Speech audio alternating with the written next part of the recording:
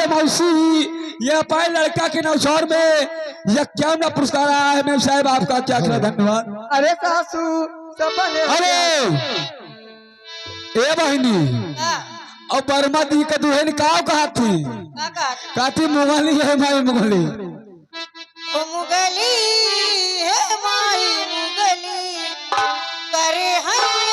के पिरवा के मुगली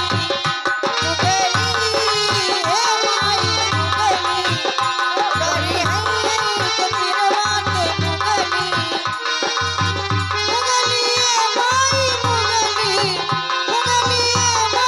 मुगली ओ हेलो या गए लड़कवा के बहनी के तरफना और पिता बहनी के तरफना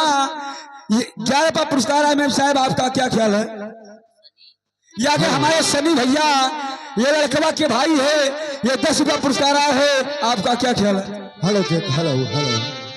अरे दैदा भौजी रानी कंगना हो ललना के भय से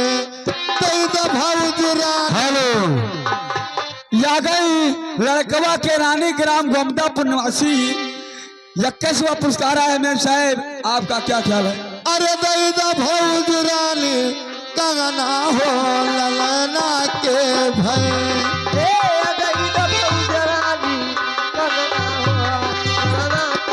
ललना के भय बबुआ के भय होरिला के भय दैदा भौजी रानी कंगना हो ललना के भय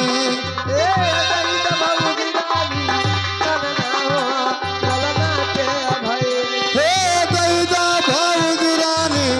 कंगना हो ललना के भय से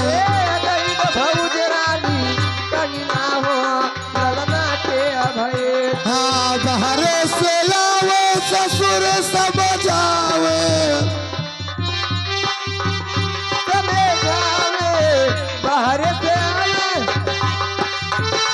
अरे दैदा बहरानी कंगना हो ललना के भय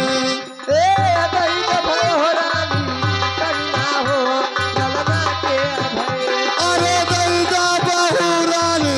कंगना हो ललना के भय ए दैदा बहुरानी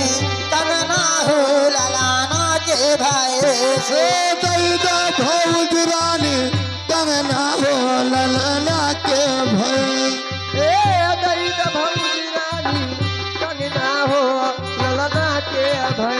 ललना के भय बबुआ के भय होरिला के भय से के भाई बाबू के भाई ललाना के भाई से अरे दैदा भौजी रानी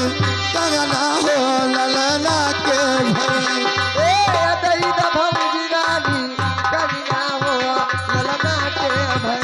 अरे दैदा भौजी रानी कंगना हो ललना के भय से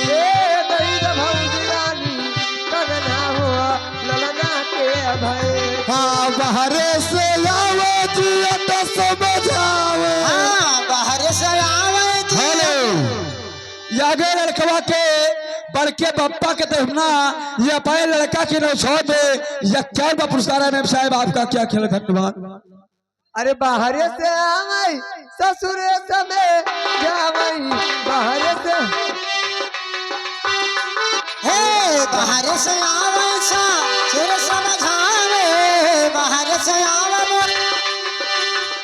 अरे दैदा भय रानी कंगना हो ललना के भय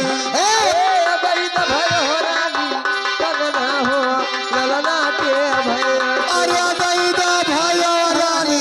कंगना हो ललना के भय ए दैदा भाई हराने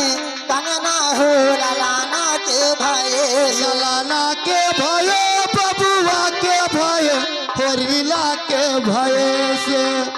अरे दैदा भौजी रानी कंगना हो ललना के